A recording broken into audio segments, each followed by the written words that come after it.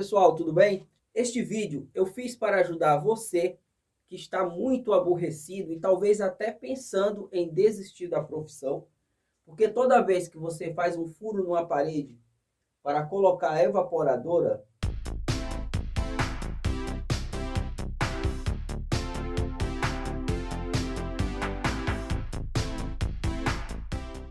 uma parte do furo fica para fora, ou você faz ele muito alto, muito baixo, enfim, você nunca acerta e tem que desinstalar a evaporadora, tem que remover o suporte de lugar e muitas das vezes a evaporadora já está no local onde não permite mais ser deslocada devido a móveis e outros tipos de obstáculo. Eu aprendi uma técnica e eu vou compartilhar com você, que seja uma evaporadora de 9.000 BTUs ou uma evaporadora de 30.000 BTUs, aplicando essa técnica, esse passo a passo, nunca mais você vai fazer um furo fora do local ideal. Lembrando que, se você quer aprender instalação e manutenção de ar-condicionado para viver profissionalmente disso, só fazer um furo na parede não é o suficiente. Você precisa aprender muito mais coisa, como, por exemplo, comandos elétricos, elétrica para ar-condicionado e, inclusive,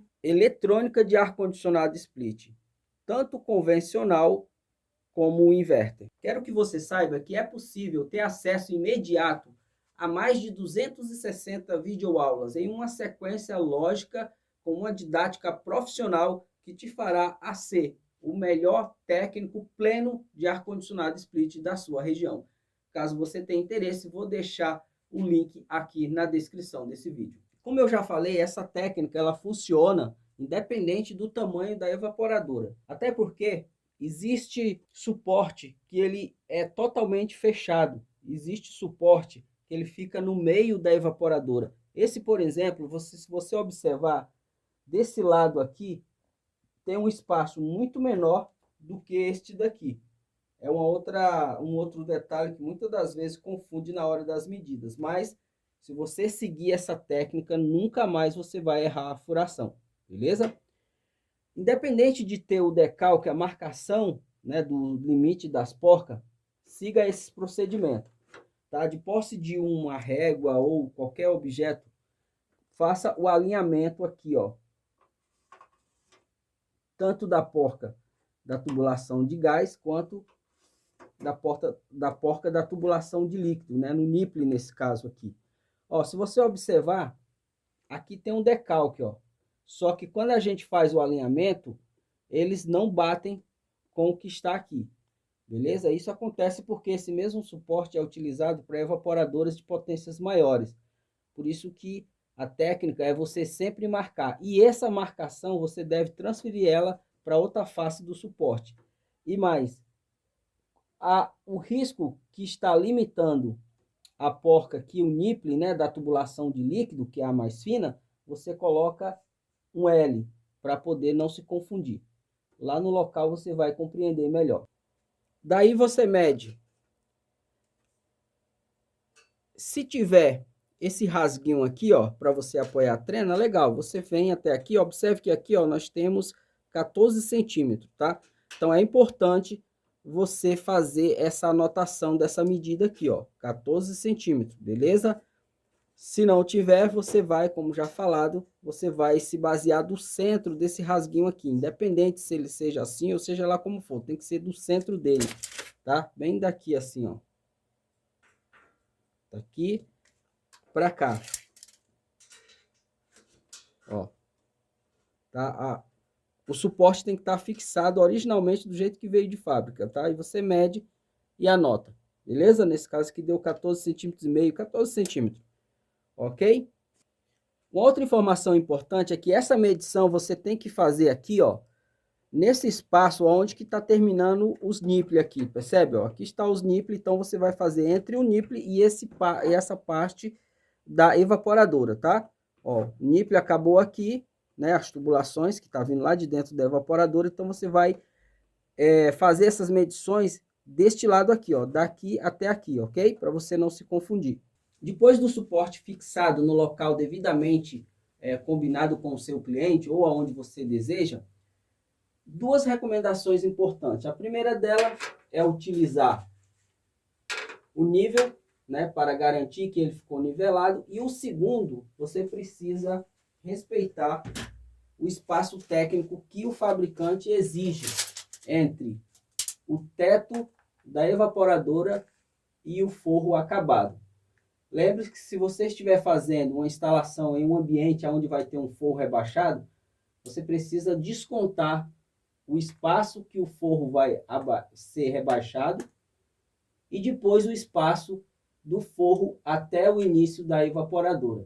Por exemplo, digamos que aqui em cima tivesse uma laje e vai ter um forro, e esse forro vai baixar 15 centímetros. Então, se eu estou adiantando a instalação da evaporadora, ou da infra, por exemplo, da tubulação, então eu tenho que considerar os 15 centímetros da laje e depois mais os 15 centímetros de espaço técnico entre a evaporadora e o forro. Ou seja, da laje até chegar na evaporadora eu teria que considerar 30 centímetros. Chegou a hora de você marcar o local para fazer o furo com a serra-copo. Lembre-se daquela medida que você fez quando o suporte ainda estava fixado na evaporadora. A gente mediu aqui, ó, do meio desse vão para lá 15 centímetros, 14 centímetros e meio. Então, o limite é aqui. Se você tiver com um lápis ou uma caneta e de repente a parede já estiver pintada, você precisa fazer pontinhos assim, ó, bem discreto, tá? Para não riscar a parede do cliente. Aqui eu não tenho problema porque a parede já é para essa finalidade mesmo.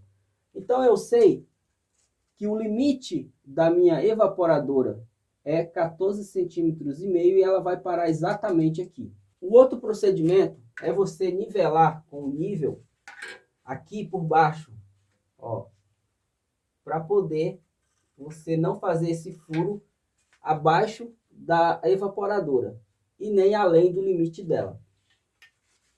Agora, como eu já marquei aqui o limite da minha evaporadora, tanto na lateral quanto embaixo, eu sei exatamente que o meu furo deve ficar aqui.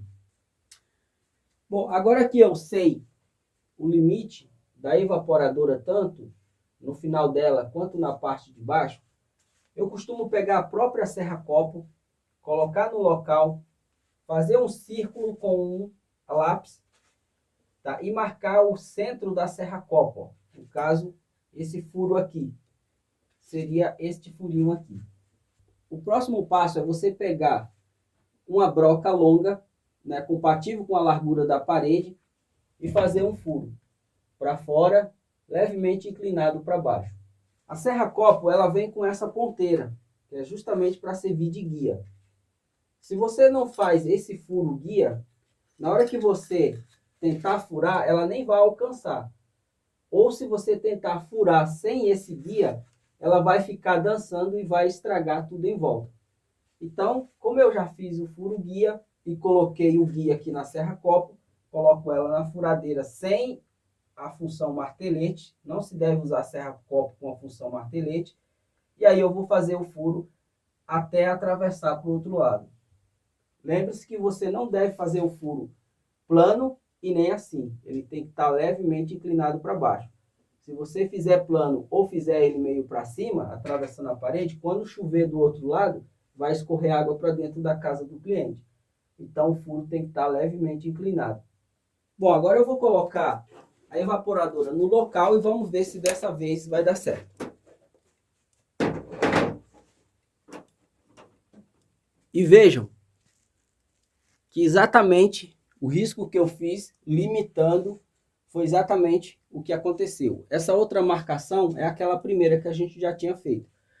Como eu já falei, se fosse numa instalação para valer, eu não ia fazer um risco tão vivo assim, dependendo das condições da parede. Então, eu poderia colocar uma fita crepe, né, para poder riscar em cima da fita crepe, ou fazer alguns pontinhos bem discretos para não ficar marcando a parede do cliente. Vocês lembram dessa marcação que a gente fez antes de tirar o suporte da evaporadora? Inclusive, até eu disse que transferisse essas marcações para o outro lado.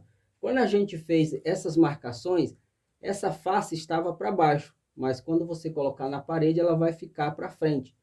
Por isso que você precisa transferir esses riscos lá de trás aqui para frente, senão na hora de você fixar eles vão ficar escondidos. Assim você pode passar as tubulações, dobrar elas para cá e fazer as flanges tanto da tubulação de gás quanto da de líquido, sem ter que a evaporadora esteja no local. Porque com a evaporadora aqui vai ficar extremamente mais dificultoso você trabalhar com a evaporadora aqui. Então nesse caso você faz as duas flanges seguindo esse alinhamento e depois traz a evaporadora e faz as conexões. Uma outra informação importante para ti. Esse vídeo ele tem pouco mais de 10 minutos, mas eu demorei 3 horas e 40 minutos para gravar todas as partes, editar e subir aqui no YouTube. Eu espero que você, muito gentilmente, retribua essa gentileza simplesmente deixando o like, talvez deixando um ótimo comentário e, se possível, compartilhar com o máximo de pessoas que você puder. Antes de sair do vídeo, não esqueça de acessar o link que eu deixei aqui na descrição, onde você poderá ter acesso imediato a mais de 260 videoaulas, aonde lá eu ensino passo a passo tudo sobre instalação e manutenção de ar-condicionado de 9 a 60 mil BTUs, incluindo comandos elétricos, inversor de frequência elétrica para ar-condicionado e até conserto de placas eletrônicas convencional e inverter. Você pode ter acesso já agora mesmo às 260 videoaulas. Basta clicar aqui no link e conhecer sem compromisso.